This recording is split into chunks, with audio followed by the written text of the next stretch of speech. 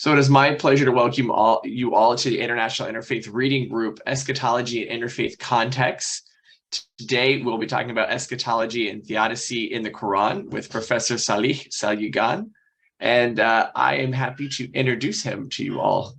If you just give me one moment. You may hear some happy infant noises in the background.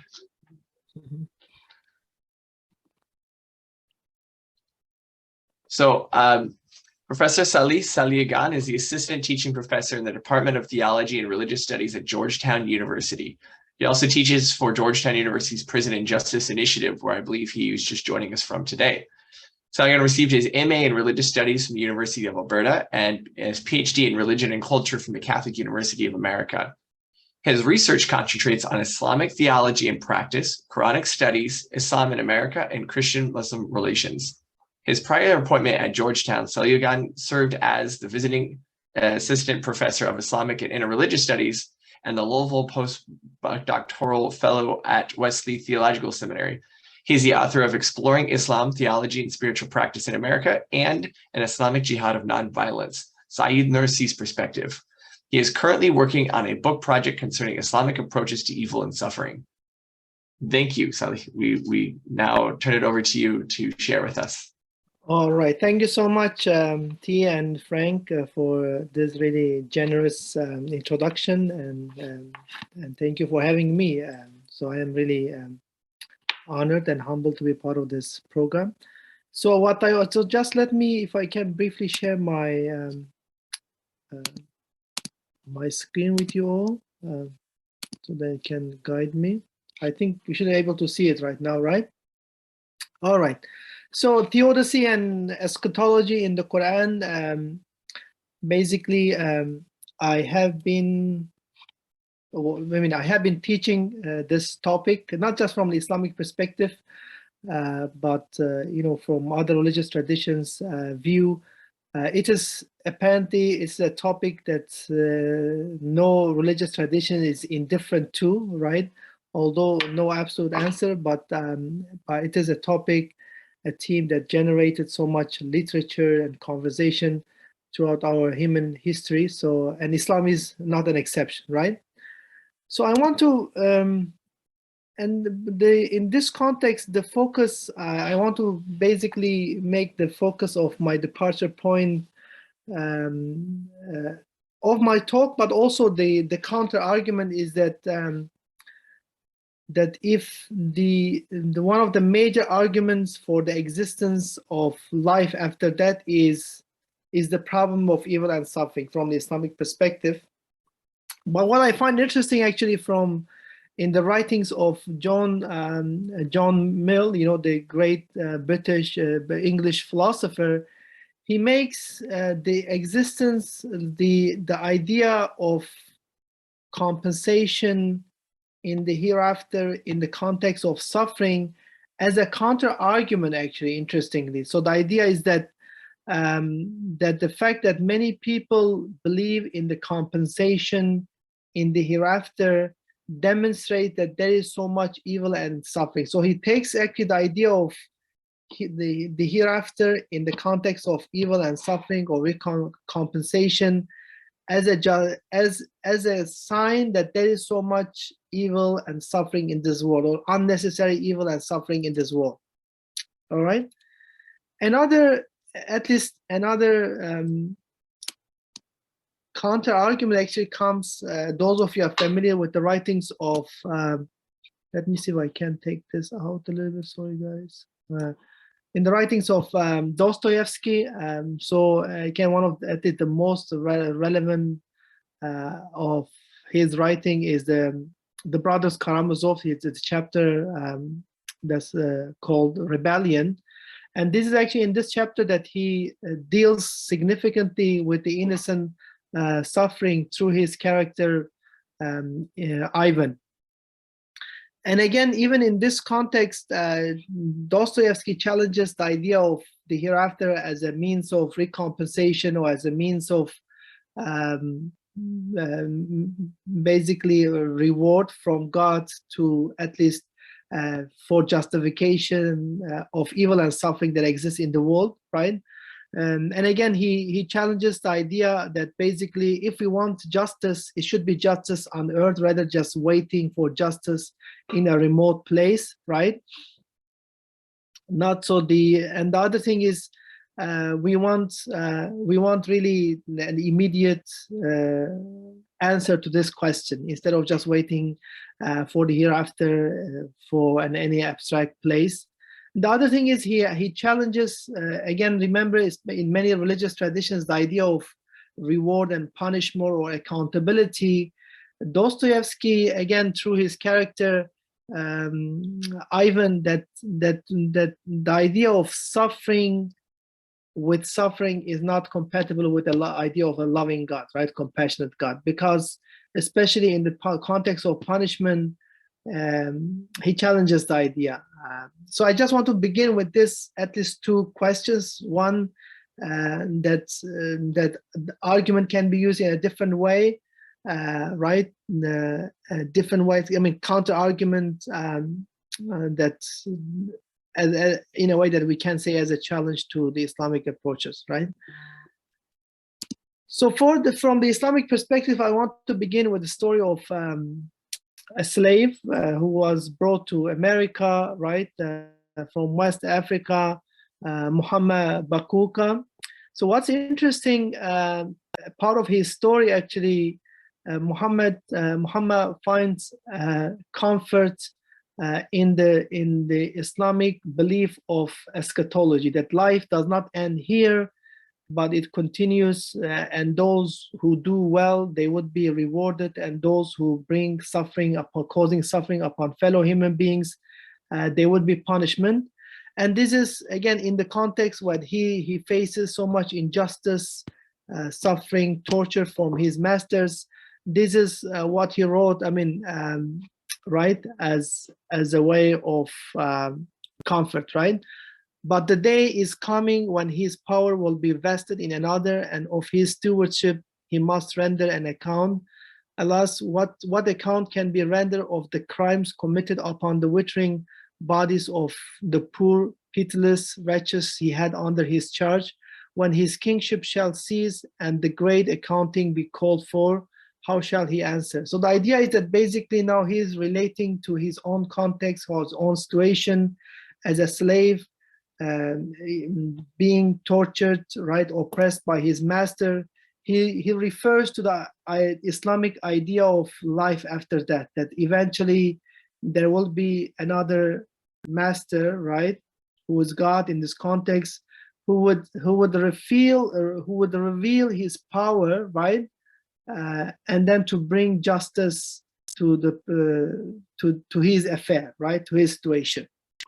So just that this is not just an exceptional case. So I mean, I would like to imagine that there are many Muslims who are suffering in a difficult situation, and they turn to this Islamic idea of eschatology that is, in a way, a major theme of the Quran. So I mean, the one third of the Quran actually deals with this topic. So it is a very vivid topic, theme in the Quran, the idea of life after death, accountability, reward and punishment.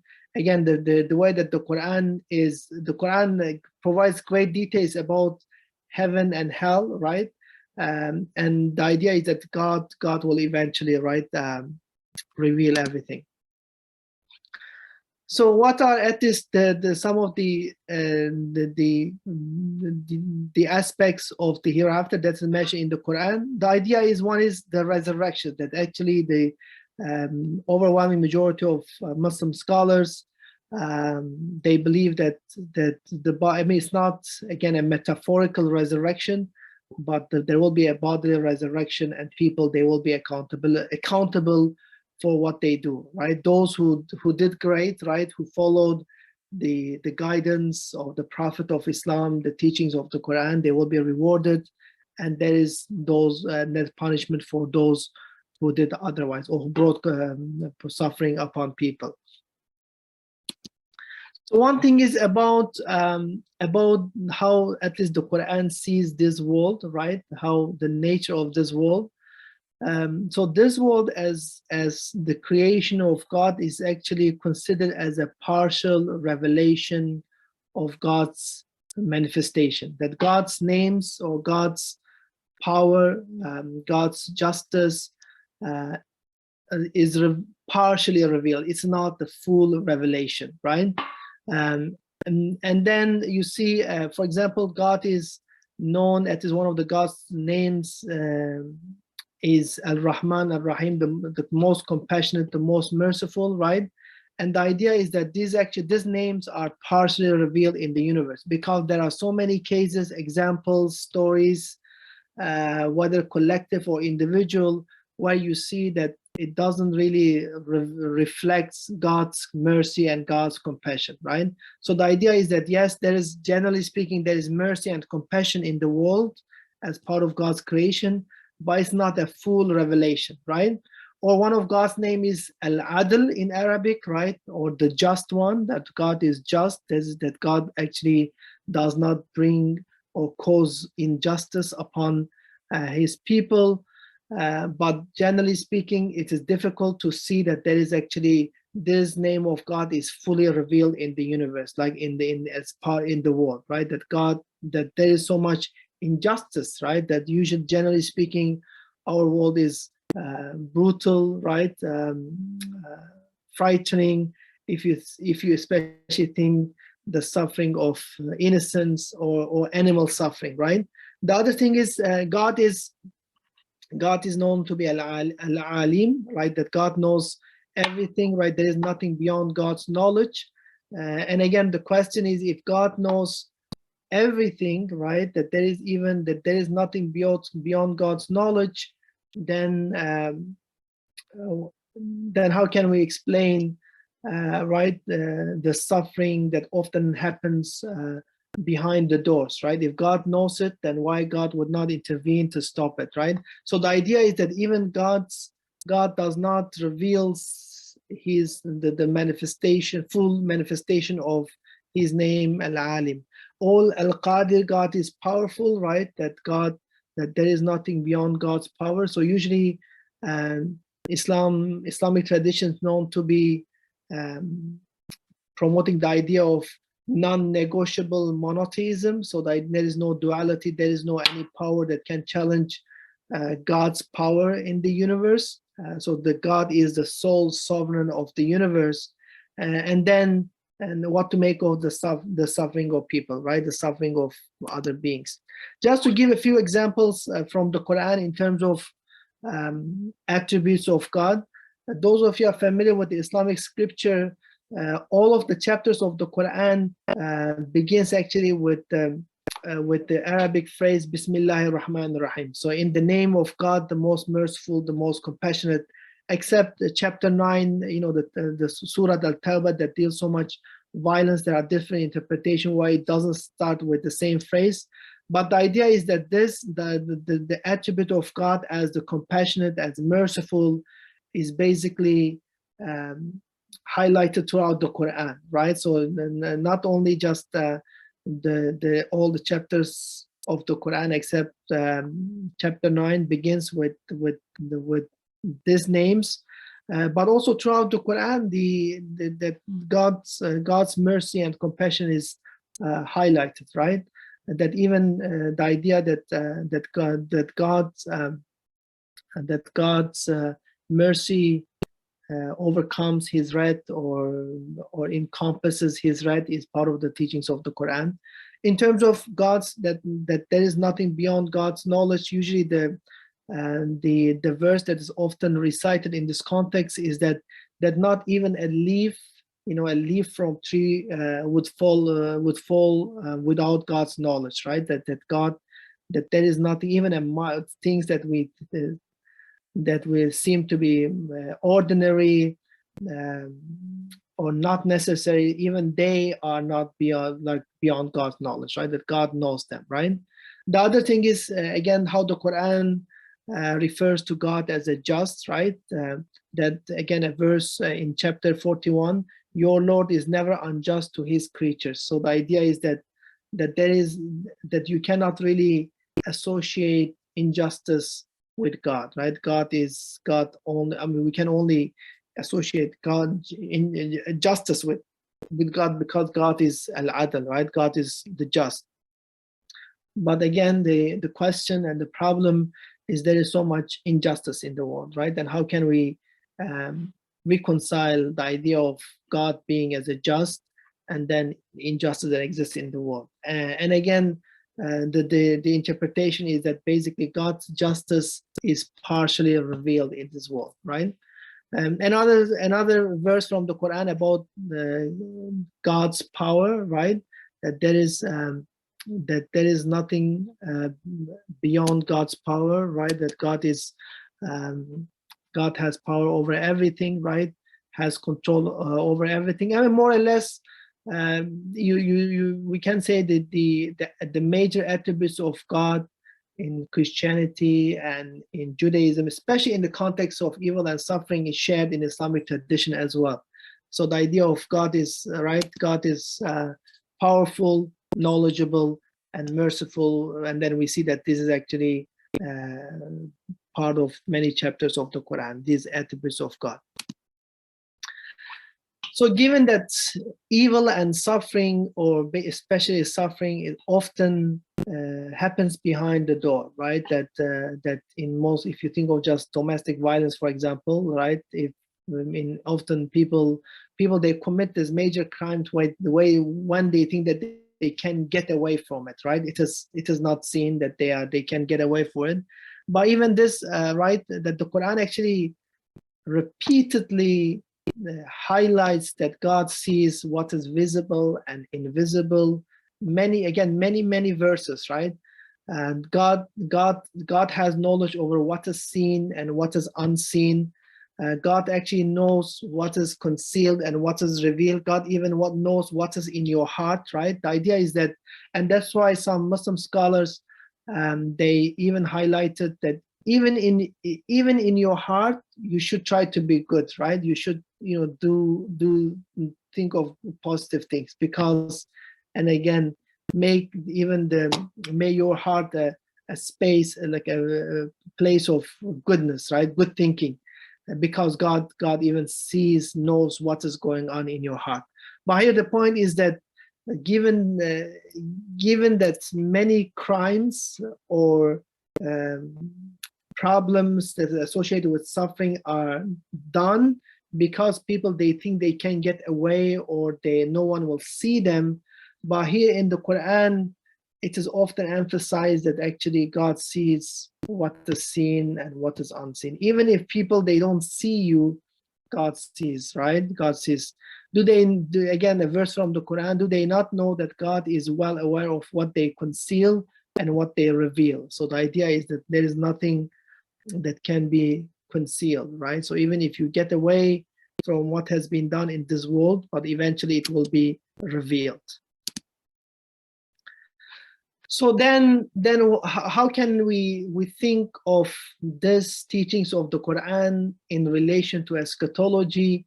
So the idea of the life after death. So the idea is that actually God's attributes will be, eschatology is a place where God's attributes will be revealed fully, that will have the full revelation of God's attributes, right?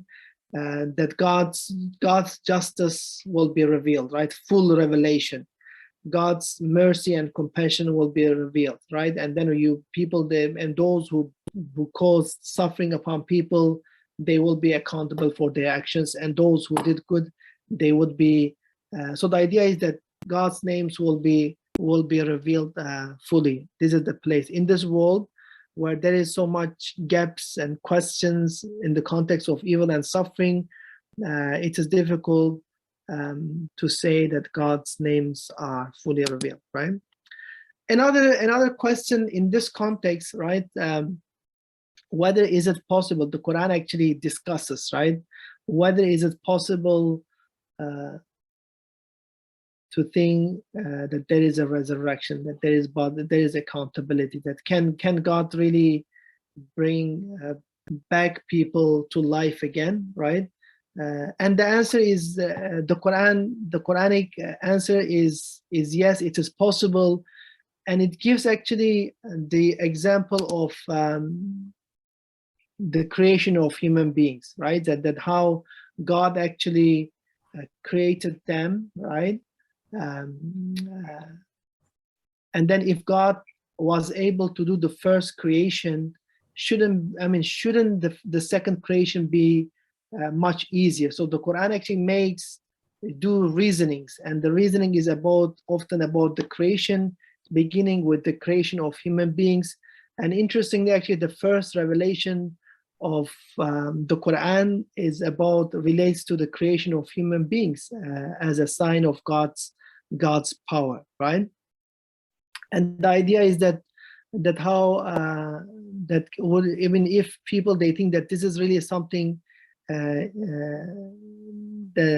not reasonable, then think of that how God actually that fire comes from a green tree, right? And it is kindled. So the idea, these are actually signs of God's power. If He's able to create, right, people, why He would not be able to bring them back, right? Why they cannot be returned to Him? The Quran also uses often analogies actually from the creation, and one example that's often used in the context of the resurrection of basically the seasonal change in nature, right? So that how God actually brings life from winter, like once in winter, that how God brings the spring season, that how so many beings, they are in a way resurrected, they come to life. So it gives actually this analogy as an indication or signs of God's power, that actually you don't need to look far for evidence, for examples that how God actually can recreate, bring back people to life. Look at just the creation, that the transformation from season to season is an indication for God's power.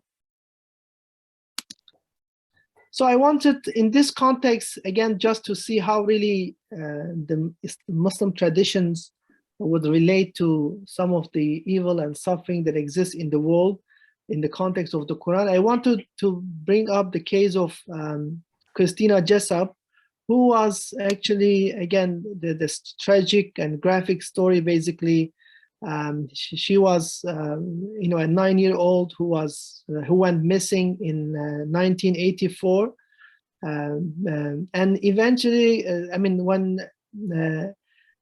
she found dead. Basically, again, I don't want to describe raped and murdered. And initially, the context is, and it happened in Ontario, Canada. So initially they actually they imprisoned Jessup's neighbor. And then and later on, it turned out, right? He was the neighbor was exonerated, right? Was released because they came to the conclusion it was not the person. But later in 2020, actually, with the new techniques, progress in science through DNA, they was able actually to identify the murderer. But when they identify, once they knew who killed Jessup, then they also learned that this person committed to suicide in 2015. So the idea is that now there is an example of unresolved justice, and then from the Quranic perspective, there are many problems, injustice, emotional suffering, and the idea is that actually, yes, this justice was not resolved, but it will be resolved in the hereafter, right? God will, yes, this person committed suicide without being brought back to justice, but God will reveal His full justice in the life after death. So just one example that how atheistic can one can make a reasoning based on a case study like this in light of the Islamic understanding of eschatology, right? And again, a verse from the Quran, he knows what is in the heavens and the earth. He knows what you hide and what you disclose. God knows well and the secrets of all hearts. So the idea is that, and again, people, they can get away, they can go away from what they committed. And the idea is that God actually will reveal his justice, full justice in the hereafter. But now a question that we can raise, whether it is worth it, right? Now if again, like as the question or raised in the writings of Dostoevsky, right? Is it worth it to go through this process, right? When so many people, they suffer for the idea of full revelation in the hereafter. And one, at this Islamic theology offers a number of reasonings. So the idea is that actually this place is, right, the manifestation of God's creation, right? Would it be, I mean, what if we wouldn't have the creation at all, that no one would suffer, especially, and if you think of animal suffering, part of the nature, or just innocent suffering. The answer is the idea is that part of that God's beauty and love in a way required the creation of this world, and it is through this creation, and in this creation, through the struggles in the creation, people, they can actually thrive, right? They can do, in a way, it is, to use a Christian term, it is good for their soul, right? So if you think of the soul making theodicy, and it is through the struggles that life is meaningful, right? And the other thing is that actually it is the suffering brings the best out of humanity, and not to mention that it is also a test that given that the Quran actually emphasizes that the idea of challenges and struggles of this world is about testing humanity. Again, one verse from the Quran, that God basically created death and life, right, as a test to reveal which of you do the best. So the idea is that to really distinguish and to bring who will do the best and who would fulfill the role of an ideal servanthood. So I wanted to conclude with a story in the life of the Prophet Muhammad, given that he was known as the living Quran, right? The living or the embodiment of the Quran. So actually, part of his story, as you know, that Muhammad, the Prophet of Islam, had so much suffering in his own life, right? His father died before he was born. His mother died when he was 6 years old. He grew up as an orphan. I mean, if you think of the context, it was very important to have protection from someone, right? And then all of his children, actually, except one, Fatima, they died before him, right? And then his lineage actually comes through his daughter, right? All in a society in which there was so much patriarchy, right? So much emphasis on male lineage, like male descendants. So the prophets of Islam's lineage comes through his daughter Fatima. And this is, so the story is part of when one of his actually son, Ibrahim, died in infancy. So then apparently the companions of Muhammad, they saw him weeping, right? So they couldn't believe that the Prophet would weep too, right? Because of his loss, given that he was the Prophet of God. He, again, in a way, the mysteries of everything was revealed to him. And his response was that, again, the eyes, again, his at this comfort was in the idea of the hereafter, right? So he responded that the eyes will weep, the heart gets sad, however, we will invoke the words that are pleasing to our Lord. The prophet then turned to his dead son, if there was no hope in death, and if it were not the destiny of everyone, and if those who were left behind would not be united with those who die, we would be in even more grief. We exceedingly mourn your death. So the idea is that that as the teaching of the Quran in the context of eschatology, life after death, is also considered as being united with the loved ones. So this is given that the Quran, again, we see that this is at least embodied in the teachings of the Quran. So one last thing before I leave it to Frank.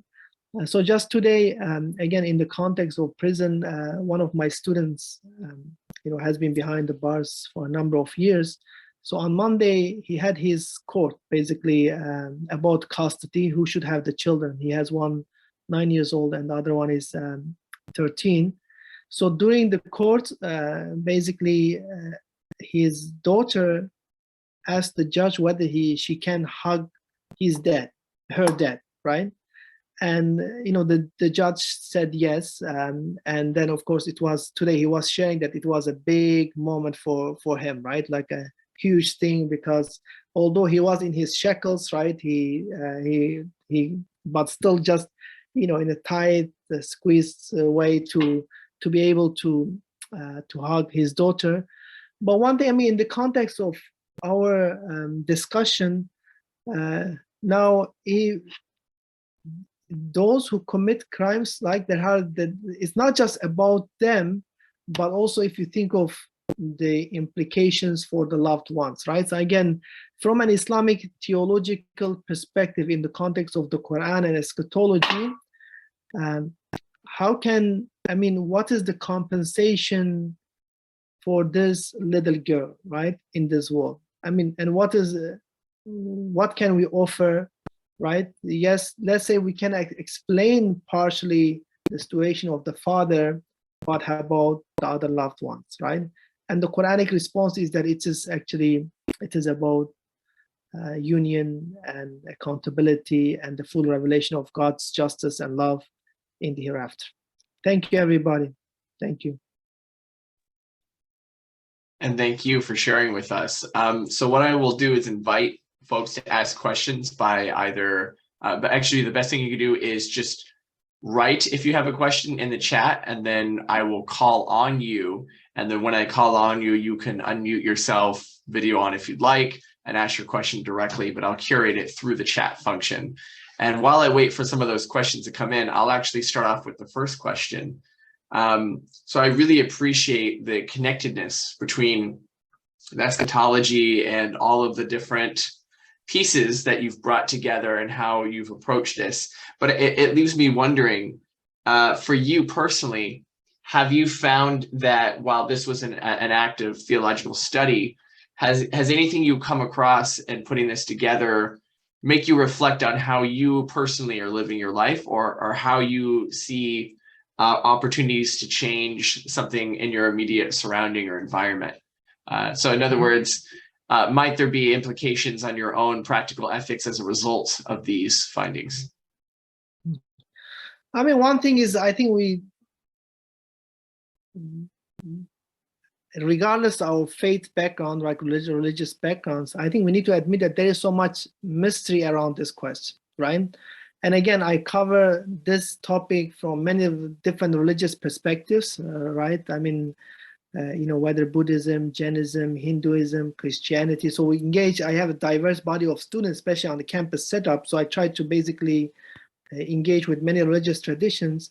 So one thing I think to acknowledge that there is so much mystery around it, right? So, but the other end, although there is so much mystery around it, that there is no religious tradition that is indifferent to this question, right? So it is part of basic, it's a major theme of all religious traditions, right? So this is thing.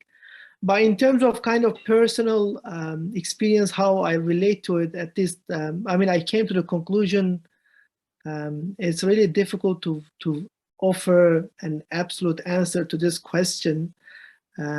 What matters is really a pastoral approach, right? So how you engage or how you respond to the question. And maybe in this sense, I think I am a little bit similar to Buddhism, the idea of, again, given that Buddhism emerged in the context of Hinduism, in a way more a reformed tradition, and one of at least the teachings is that Buddhism does not speculate, right?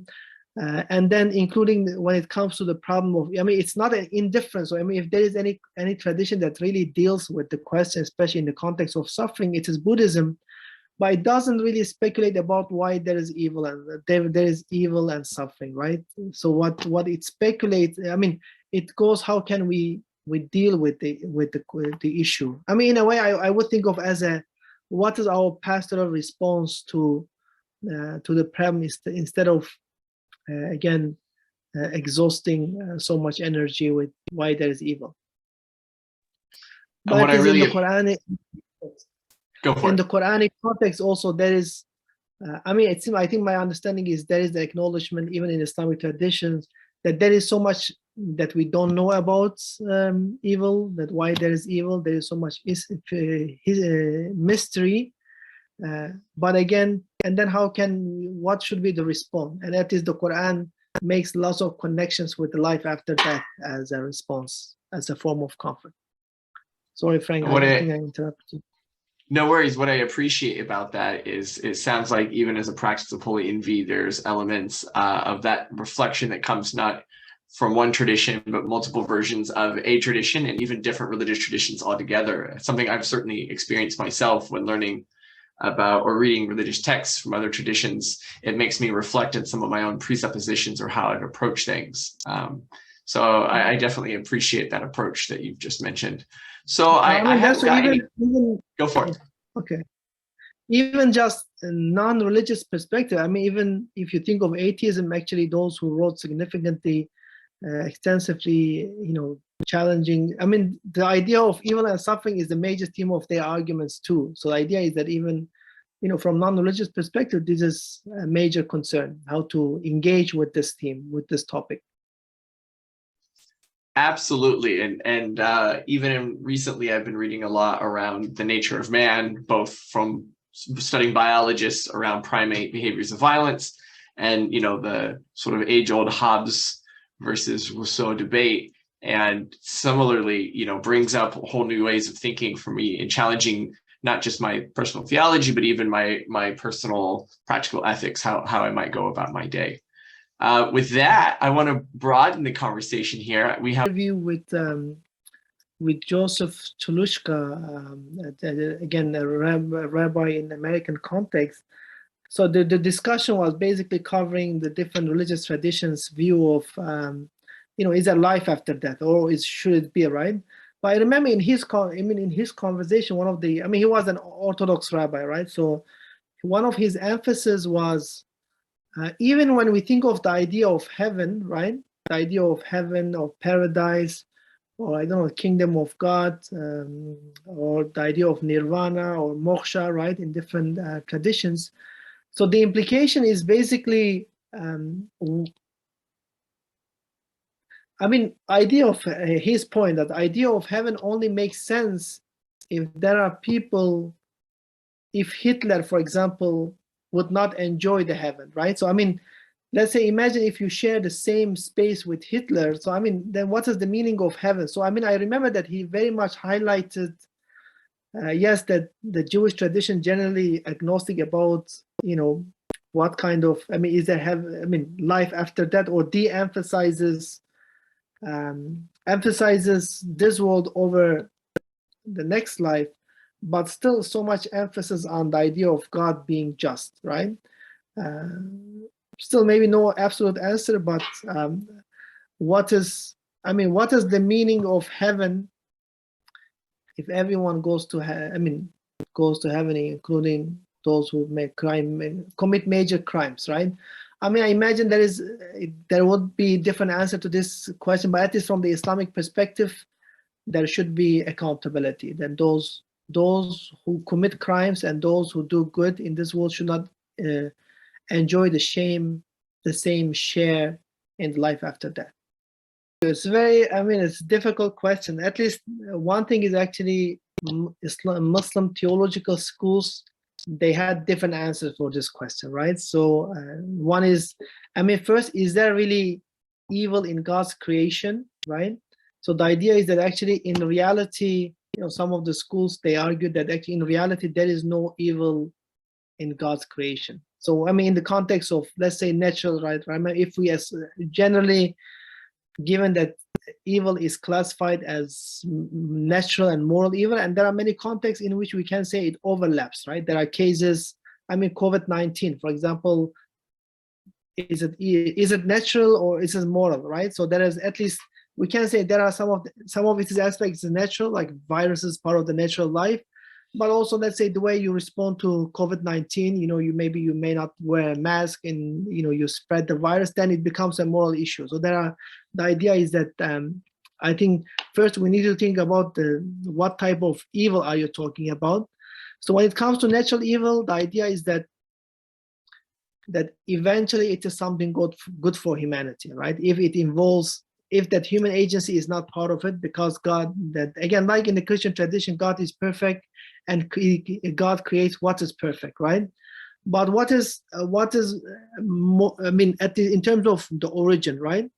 And another interesting thing, part of the mainstream Islamic, that became the mainstream Islamic theology called Asharism.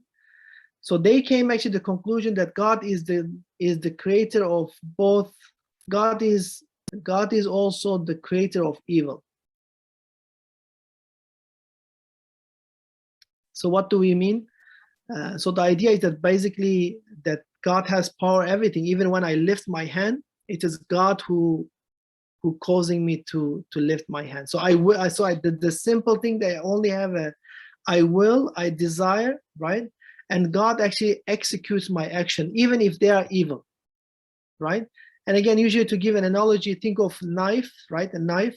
So the way you use it, it may cause evil, right? It's crimes, but God is the creator of the knife, right? So the Muslim theological schools, they disagreed on kind of the role of human beings in evil. But generally speaking, it became the position of the mainstream Islamic theological school that God is also the creator of evil. God is the one who created actually devil too, for human beings to drive. So there is no, I mean, devil or Satan is not a separate force that challenges God's power, but rather the devil is actually part of God's creation for the struggles of human beings, or for them to thrive. So the idea is that God is the creator of evil in terms of the origin, but still human agency is responsible for moral evil, because God creates once they desire to commit evil, right? So this is the mainstream part. But when it comes to moral evil, another school called Mu'tazila, they said, well, it's really all about human agency, that humans are the ones who are the cause of the cause of moral evil, and they will be accountable for it. But I think generally speaking, when it comes to creation, including the creation of evil, the mainstream Islamic theological position is that there is nothing outside of God's creation, and evil is part of it as well. Thank you for sharing. We've got two more questions, so we're going to keep us moving so we can wrap up at the hour. Are you talking about kind of the early groups of Jewish, like Pharisees, Sadducees, those who some of them, they were much more into the idea of the hereafter, the others? Is it right? Is it fair to make this connection? The idea, I mean, in this context, is it at this one discussion is the idea of, first, the story of Job is really generates so much literature in all three traditions, right? It's a good way. Then how can we interpret, right? Different interpretations. But one thing that is a question that at least we can think about it, is it this idea of the hereafter, it's all about those who don't do well in the hereafter. I don't know really the studies, what is the percentage, let's say, is it something especially I mean, those of you are familiar with, try to remember William, I mean, there's a black theologian in the American context. He wrote a book with the title of "Is God is a white racist?" I think the title. So the idea is that he critiqued actually the approach of Black Christian community, putting so much emphasis on the idea of God will reward them eventually in the hereafter. So his point is actually we need to re-articulate these teachings, because it's just basically it becomes a means of our oppression. So we need to think that God is maybe not William. So sorry, the theologian's name is William Jones. If God is a white racist, you can check it. So the idea is that maybe this idea of eschatology might be a distraction from resolving our affairs in this world, right? Rather just seeking refuge in the idea of eschatology, that God intervenes and eventually he will reward us.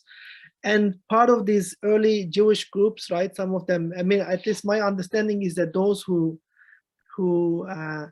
did not like the idea of eschatology, they did much better than the others. So again, is it first, can it be also a means of really oppression for some people, or is it really more about those who don't do well, so they want to seek refuge in the idea of the hereafter?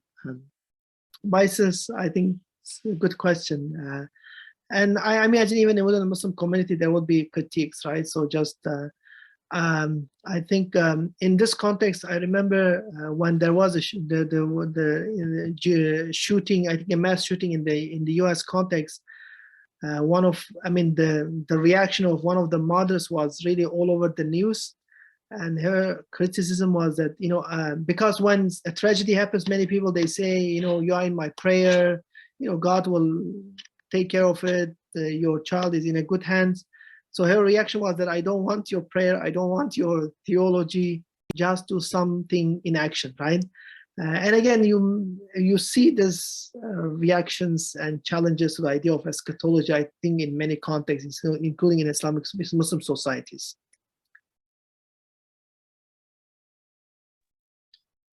Great. And with that, we've got one more question.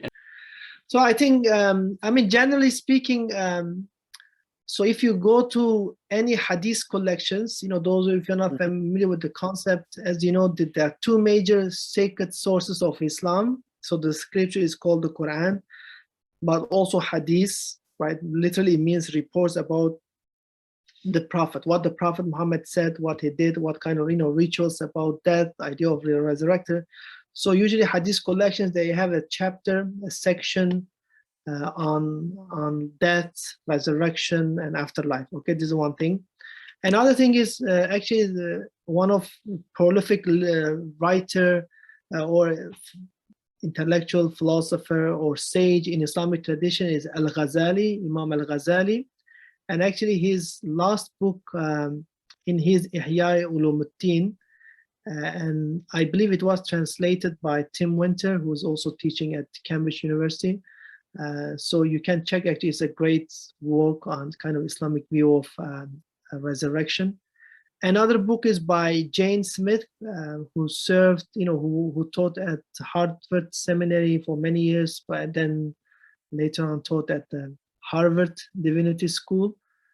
She also has a book on, I think, Islam, death, and resurrection. Jane I. Smith.